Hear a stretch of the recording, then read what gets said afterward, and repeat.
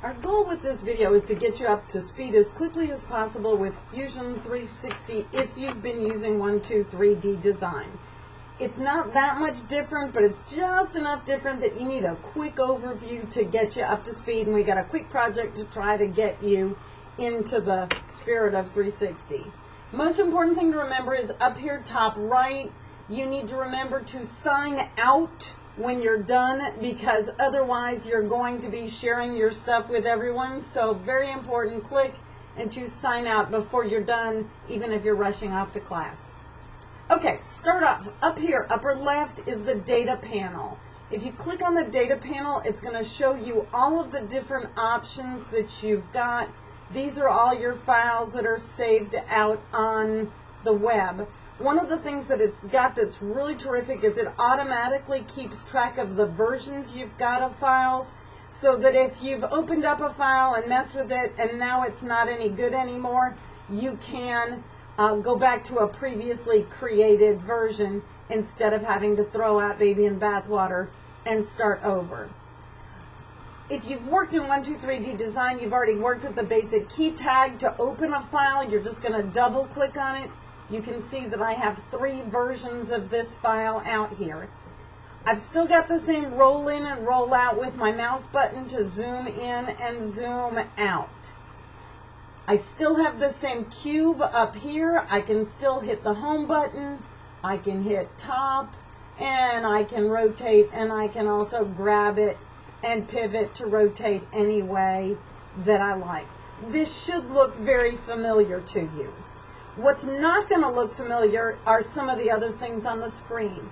I'm going to close up the data panel by hitting the X. I can always get back to it with the 9 squares. So, basics on my workspace. On my left-hand side, I've got my browser panel. I've got my document settings here. Most importantly, this is where you change from inches to millimeters if you want to work in inches or millimeters. I encourage you to get in the habit of working in millimeters because that's what the scientific and engineering world use, but for today we're just going to work in inches. I've also got my origins.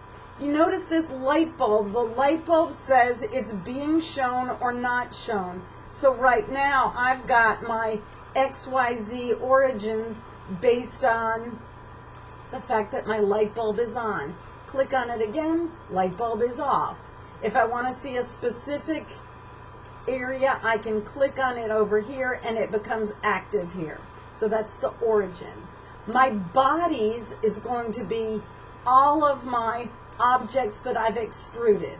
If I turn it off, I don't have my key tag anymore, but zoom back in and turn the bodies back on, I can see it. Under my sketches, I have 3 sketches, but all the light bulbs are off. If you turn off or on the light bulbs, you'll be actually able to go through and change a sketch that you had previously worked on.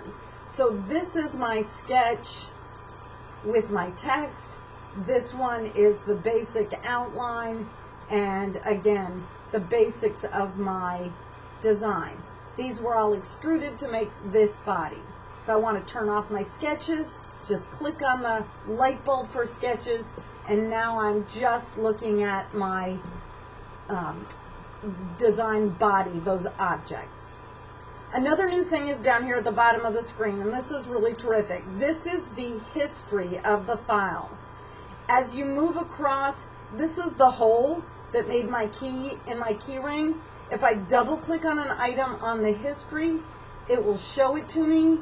If the diameter of my hole is incorrect, if I wanted it to be 0.30, I can make the hole bigger, I can make it smaller, and I can type it in if I want to. And that's simply changing anything on my history. If I click on it one time or move my mouse over it, it'll highlight it, double click, and I should be able to get to edit any of those features that I wanted to change.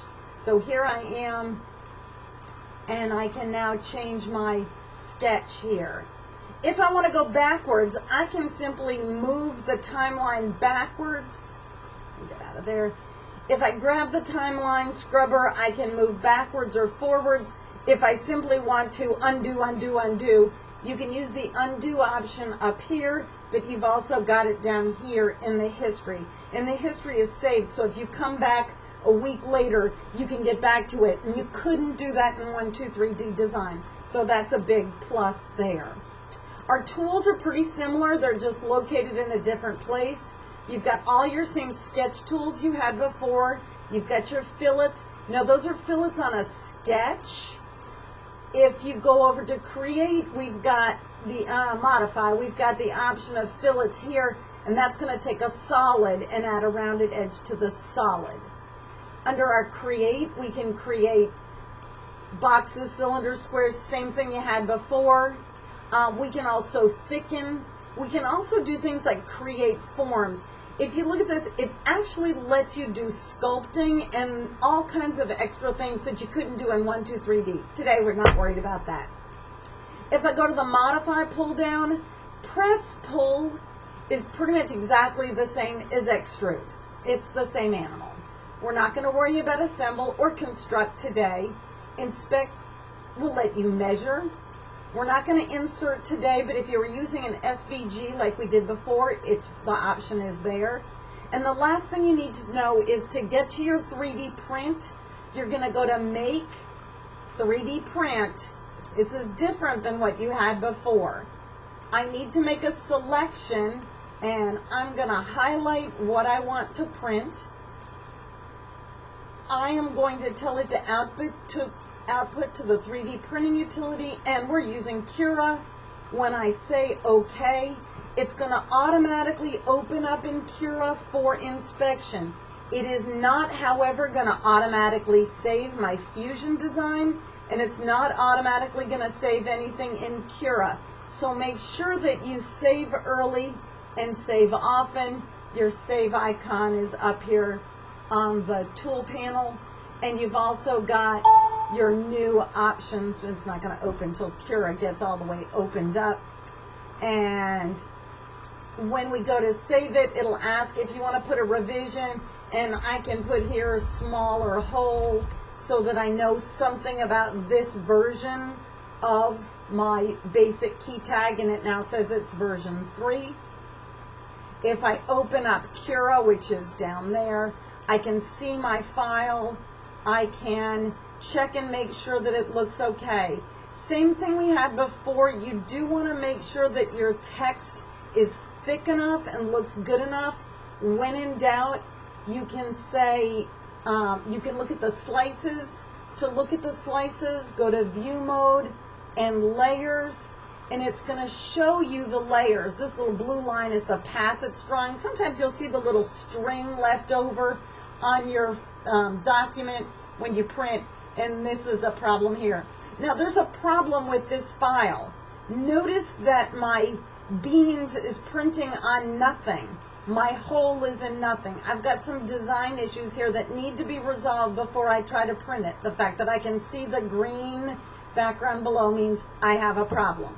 So I'm going to close out of it, and I'm going to deal with whatever my problem is here. But I do want to pay attention to that. Okay, we're going to stop. Okay, yeah, that should be everything, just super basics. If we want to rotate, down here at the bottom, I've got Orbit, and that's going to let me look at all sides of my file. I can also rotate using my little box, and I can also rotate by using the center mouse button, but this gives me fits. If you press and hold, you can rotate your object in space, but that's also the same thing that zooms in and zooms out, so sometimes I have some difficulty with that, and if I want to just control it, I may just go down and choose the orbit option instead. When I go back to top, go back up to where I want. If I rotate my object back to where I wanted it, another new feature is if you right-click on the home button, you can reset home. And now, no matter what you do, if I turn this all around in space, if I hit the home key, it's going to take me back to that perspective. And that didn't take me back to where I wanted to after all. It should have, but it didn't. I should be, oh, set current view as home. That's my problem. Okay, so if I go to my top, I gave you the wrong choice. Right click, set current view as home, and that's what I want. Alrighty, so basics there. Now, we've got more tools to learn, but let's learn it with something new instead.